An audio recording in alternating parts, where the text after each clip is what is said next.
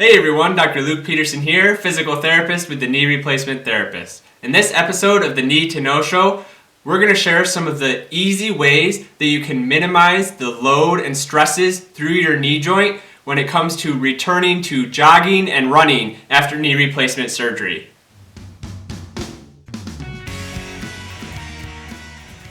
Hey everyone, so to start this video, I just want to give a quick disclaimer that when it comes to jogging or running after knee replacement surgery, the debate is still out there about if this is something that you should or shouldn't do. It definitely isn't for everyone to return to jogging after knee replacement surgery, and I would never recommend going against what your recommendation and the advice from your surgeon is. But that being said, there are some individuals who it is okay and who will return to running and return to jogging in some form or another after surgery. So for those folks, I want to go through some simple, easy ways that you can limit and minimize any of the negative impact, any of the stresses and load and forces that go through your knee joint when you're jogging, to help to tolerate it better and also to help with your overall longevity and being able to run and jog as long as you possibly can and not doing any undue harm or stress to your new knee replacement.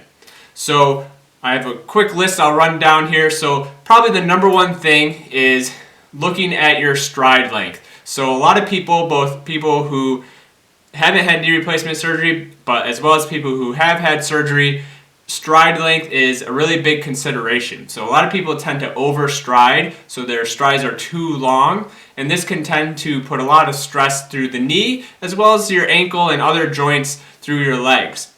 So the easiest way to decrease your stride length and decrease some of the stresses through your knee and other joints is to increase your cadence. So essentially increase the steps or strides per minute.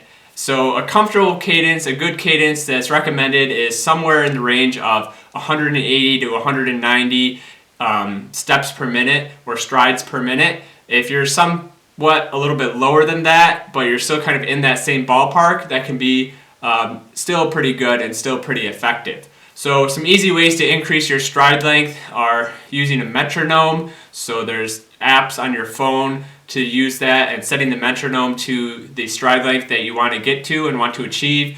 Again, shooting for that 180, 190 range. You can also, there's plenty of apps on your smartphone, different things that connect that stride length with music, so you can use the beat of music. There's a lot of different things out there. Check out your smartphone apps. Do a Google search. There's a lot of tricks to improve your cadence, improve your step length, your stride frequency when you're running and walking, and that's going to decrease some of that overstriding and stresses through your knee joint.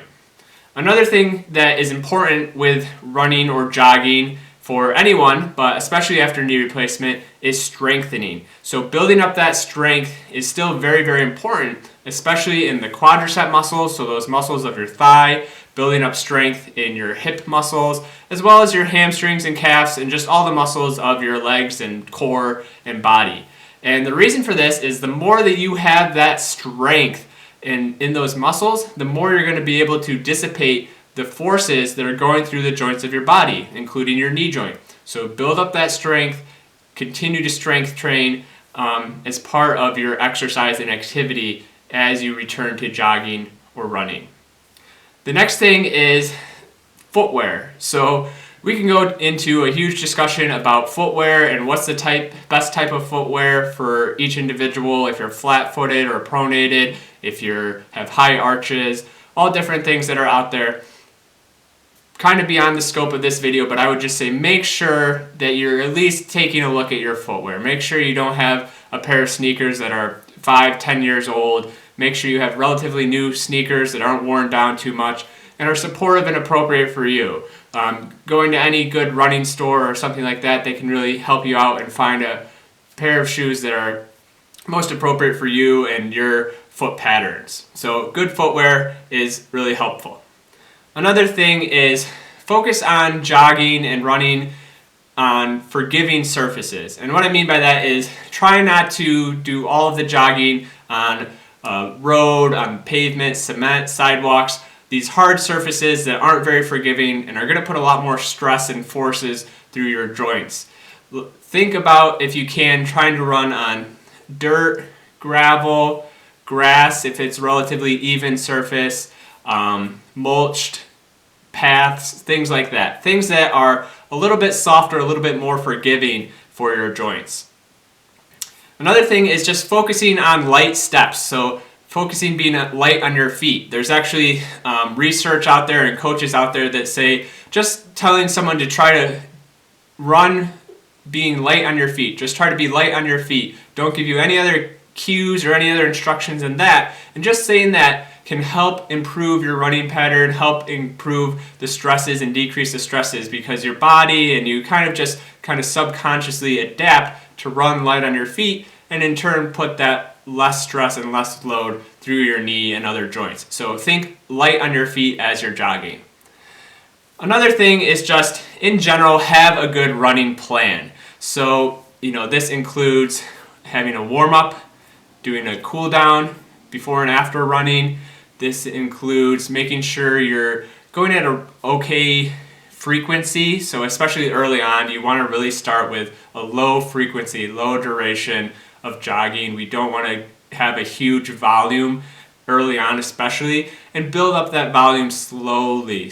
You want to be realistic. You did have a knee replacement. It is a significant operation, put some forces and stress through that knee joint, and we want to focus on longevity and maintaining both your body and your health and your ability to do things like jogging, but also maintain the longevity of that knee replacement and prosthetic. So focus on a volume that is manageable and realistic, focus on a frequency that's manageable and realistic, and incorporate rest breaks, days where you just don't jog or you don't run and you just take a rest. Or also incorporate cross training, so things that might not be as stressful for the knee joint, such as swimming, cycling, whatever that may be. So just have a good running plan that is realistic and doesn't put too much force through your joints.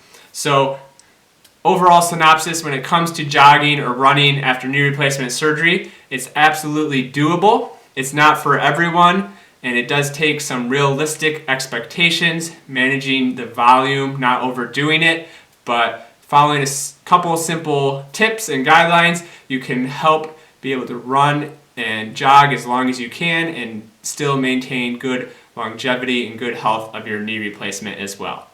Thank you very much for watching, everyone. As always, I ask that you please leave a like, leave your comments and questions. I'll be sure to get back to you.